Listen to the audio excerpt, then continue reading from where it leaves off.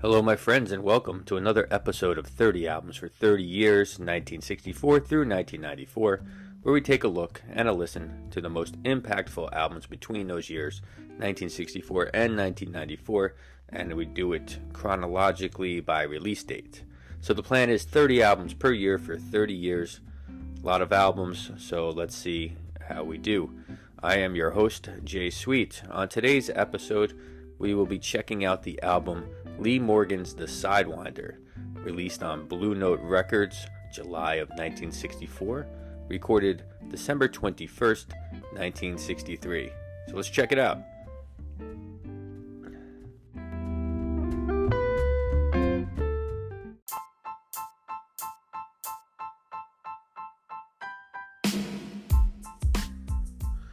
Okay, so I don't mean to blow my own horn, but I know a good deal about jazz trumpeters. The trumpet and its cousin, the cornet, have a rich history in jazz, and many of the most famed soloists played the instruments. Therefore, trumpeters are often the most celebrated jazz musicians. Now, due to their popularity, there are running jokes about trumpeters regarding their personality. Here are a few. What do trumpeters use for birth control? Their personality. Here's another. What do you call an arrogant trumpeter? A brass hole. Okay, so let's get serious for a second. A jazz trumpet and the cornet lineage begins with New Orleans jazz legend Buddy Bolden. Buddy Bolden is often credited as the first jazz man, although he never recorded and spent the latter part of his life in a mental facility. After Bolden, other New Orleans cornetists like Freddie Keppard, King Oliver, and Bunk Johnson began to emerge. Now, despite their early influence, nobody was more successful and more inspirational than Louis Armstrong, jazz's first great improviser and celebrity. Also emerging in the 1920s was Bix Beiderbecke, a white jazz musician from Iowa, who played in a somewhat contrasting style to Armstrong. Now, sadly, Beiderbecke died at the age of 28 from alcoholism. Then we get to the swing era, which begins around 1933, and more great trumpeters emerged. Names like Bubba Miley, Cootie Williams, Harry Sweets Edison, Harry James, Hot Lips Page, and Clark Terry, to name a few, but still no one was more impressive than the man they called Little Jazz, Roy Eldridge, who played with a certain degree of technicality that nobody had yet heard. Then bebop hits in the early 1940s, and Dizzy Gillespie takes the reins from Eldridge, with Fats Navarro also displaying some impressive playing. After Gillespie, Miles Davis emerges and impresses not by his technicality, but by his unique conversational way of phrasing in a speech-like pattern. He does this by adding more space within his improvisations. Then out of nowhere, an incredibly gifted young trumpeter named Clifford Brown knocks everyone on their asses with his incredible display of technicality. However, he died very young at the age of 25 in a car crash. Lee Morgan was next in line for greatness, although a nod must be given to Kenny Dorham and Freddie Hubbard, who are also pretty amazing. What made Morgan's playing so magical was his ability to blend technicality with tasteful phrasing and an overall soulfulness associated with the more roots-oriented hard bop subgenre, hard bop, that gained popularity in the mid-1950s. That is the style in which Lee Morgan is most associated with.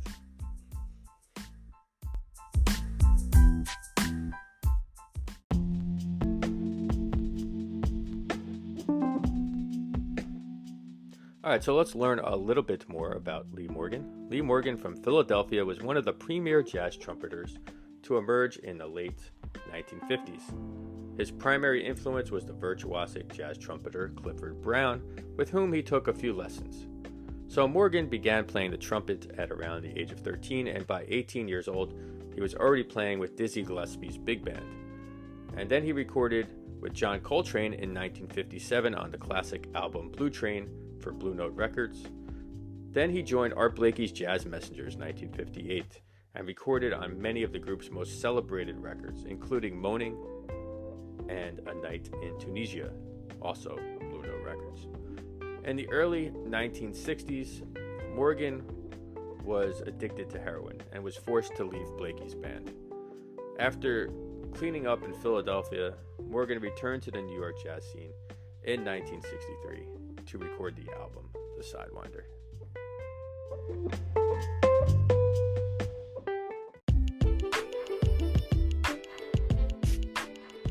Alright, cats, so let's get into the album. The Sidewinder was a critical album, as I mentioned, in helping to reestablish Lee Morgan as a major force in jazz after a period in which heroin addiction forced the trumpeter into a down period. Now, fueled by the success of the album's title track, the record had crossover appeal and even charted at number 25 on the Billboard Pop Charts, which was a rare feat for an instrumental jazz album in 1960. Widespread interest in the song The Sidewinder came partly because the tune aired on a Chrysler television commercial during the 1965 World Series, and it was done without Lee Morgan's permission.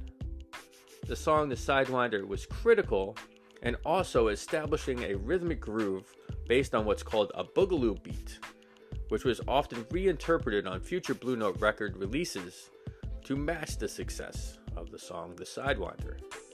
Joining Morgan on the record is tenor saxophonist Joe Henderson.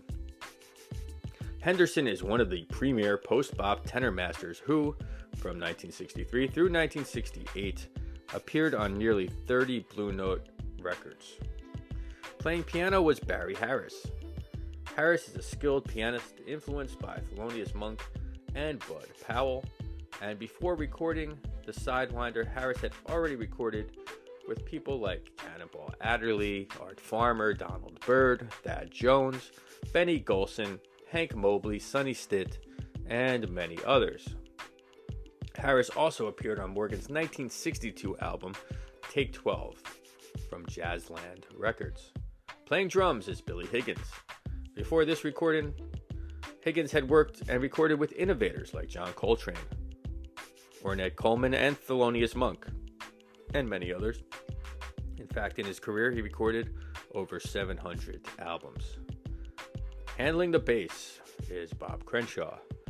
Crenshaw was a frequently recorded and steady bassist who was best known at the time for his work with Sonny Rollins.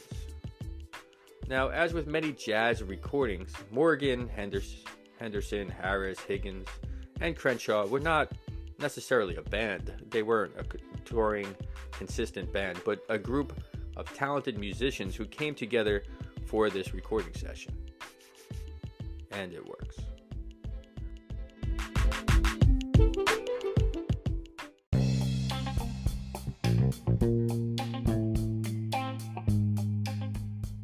Alright, time to drop the needle on the record. Let's do this. The Sidewinder was a surprising hit for Lee Morgan. The tune was used in 1965, as I mentioned, for a Chrysler television commercial during the World Series broadcast. Now, unaware that the company was using it, Lee Morgan threatened to sue, and in response, the advertisement was pulled. Lee Morgan would never match the success of The Sidewinder, as only some instrumental jazz songs received such high acclaim. The over 10-minute long hard bop classic is based on a repetitive 16-bar form played against a steadily funky groove. The music is easily digestible to the general public, which is why it became so popular. Solos are taken first by Lee Morgan, who offers clear phrasing and control that builds steadily in terms of dynamics and rhythmic intensity. Joe Henderson enters with his own improvisation at about 3 minutes and 43 seconds, and Henderson's soloing is a centerpiece of the record overall and this song.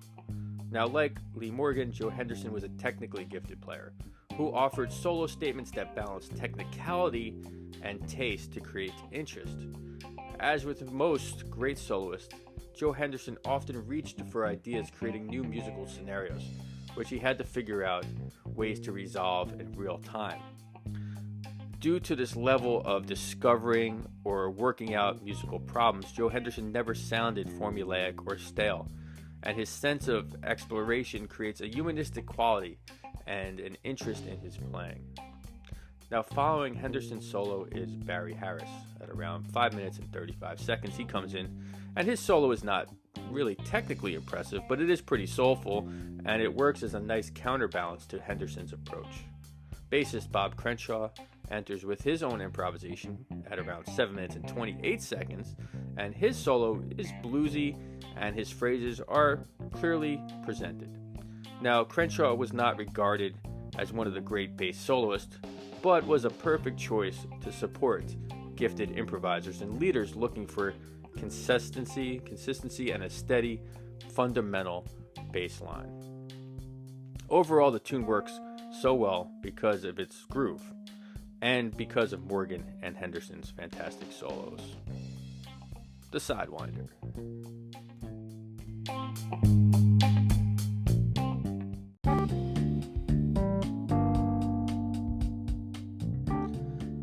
Now, there are only 2 tracks on side 1 of the original LP, and that's because the songs are pretty lengthy. So the second track is another Lee Morgan original, they all are on this record, called Totem Pole. Totem Pole is another 10-minute long jazz exploration based on the traditional 32-bar standard song form. Now, Totem Pole is played with a Latin tinge that shifts to swing during the bridge before returning to that Latin feel.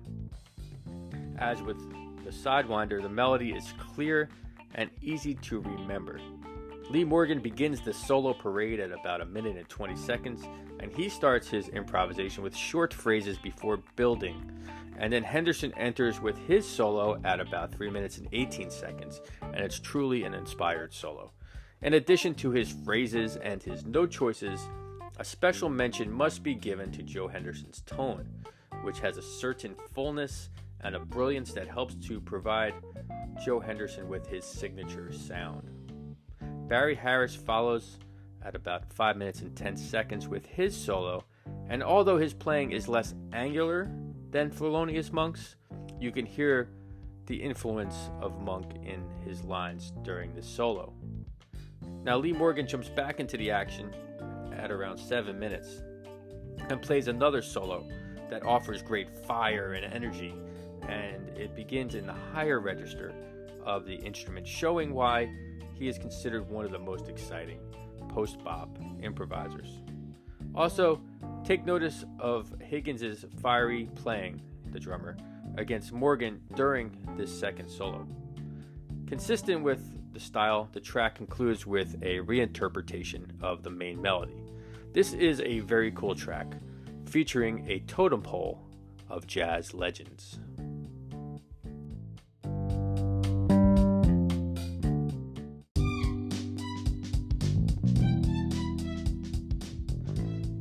Alright, did you flip the record? Well, go ahead. Flip it, drop the needle on track number 1 of side 2, which is Gary's Notebook. Now, I have no idea who Gary was. Apparently, he had a notebook. But what I do know is that this is a medium up-tempo swing, and Joe Henderson this time takes the first solo. Now, I'm running out of adjectives to describe the brilliance of Joe Henderson, but again, this solo showcases his complete command and his inventiveness. Soloing next is Lee Morgan, who enters at about 2 minutes and 18 seconds against specific hits provided by the rhythm section. Following Morgan's fine solo is Harris's solo, Barry Harris. Now, this is probably Harris's finest solo on the record, in my opinion, showcasing some pretty inventive melodic lines. The rhythm section is cooking on this tune, and by this point it is clear that Harris, Higgins, and Crenshaw have an extremely strong hookup. Check it out, Gary's Notebook.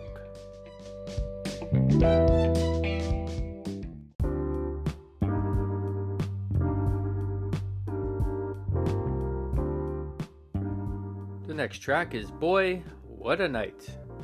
Curious to what happened that night. But nonetheless, it's an up-tempo swing that begins with Harris soloing.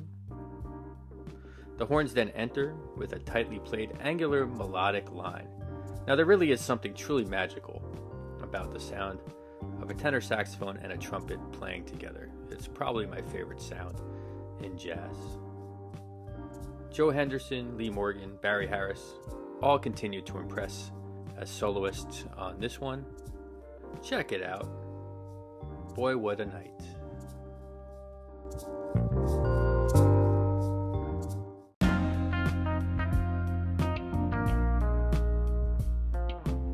The final track of the original LP is Hocus Pocus, which kicks right into the melody without warning. The song has similar chord changes to the jazz standard Mean to Me. Hocus Pocus is a hard swinger and a strong album closer. The solo order starts with Joe Henderson, who has soloed first on each track of side 2. Lee Morgan follows, and Barry Harris follows him. After only 5 tracks, we get a strong sense of the musical personalities of Joe Henderson, Lee Morgan, and Barry Harris as improvisers during this time. Now, during the album's final tracks and the song's final moments, Billy Higgins is finally given a moment to shine as he plays some well-handled solo fills.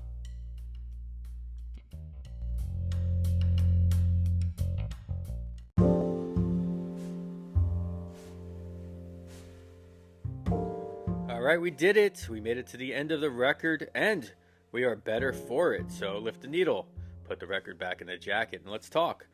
In conclusion, the Sidewinder showcases Lee Morgan's talents as a trumpeter and a writer. It is his most celebrated album, and it may be his best. It is one of the finest hard bop presentations created, although there really isn't much variety in terms of feel and material. Remember, there are only 5 tracks. The combination of Morgan and Henderson playing in the front line in their prime partially makes the album so memorable. Also, Barry Harris, Billy Higgins, and Bob Crenshaw must be credited for providing the perfect toe-tapping grooves for Morgan and Henderson to do their thing.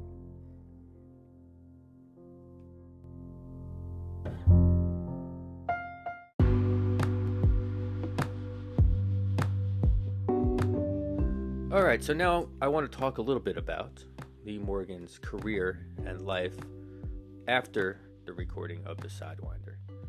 So from 1964 through 1965, during this time of the making of the album, Lee Morgan had rejoined Art Blakey's Jazz Messengers, and throughout the mid to late 1960s, he then continued to play on dozens of fantastic records, including several of his own. In 1970, the trumpeter became one of the leaders of the Jazz and People's Movement, a group of politically fueled jazz musicians focused on demonstrating and disrupting television shows that refused to feature jazz music. Now, in 1972, during one of the worst snowstorms in New York's history, Lee Morgan was shot and killed by his common-law wife, Helen Moore, while performing at Slug's Saloon. The murder was fueled by Moore's jealousy over the fact that Morgan was now seeing another woman, and her feeling of being disrespected by the trumpeter after she helped him to achieve sobriety and a career resurgence. Now, the shot did not kill Morgan initially, but he died because the ambulance struggled to navigate the snowy conditions in New York City, and he basically bled out. He was only 33 years old at the time of his death. The incident has been documented in the film I Called Him Morgan from 2016. Lee Morgan is a member of the Downbeat Jazz Hall of Fame.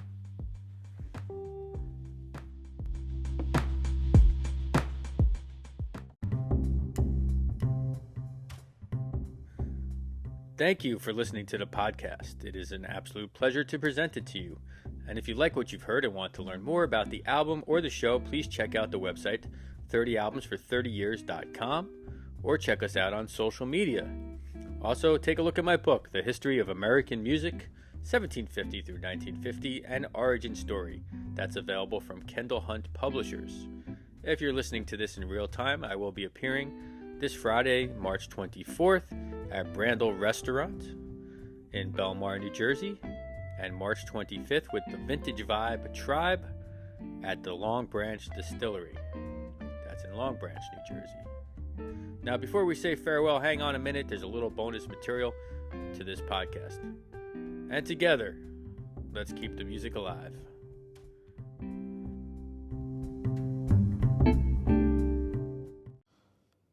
Hey guys, thanks for hanging out for the bonus section, the Jay Plays section. Now for this album, I chose to do an interpretation of the song The Sidewinder. It seemed to make the most sense. And of course, these are just demos that I do. For this one, I tried to keep pretty close to the original feel, except instead of trumpet and saxophone, which I don't play, I did the melody on the guitar, play some upright bass on this one as well. And my good friend Bob Boyd provided a drum track for me. So thank you, Bob. Hope you enjoy my interpretation of The Sidewinder.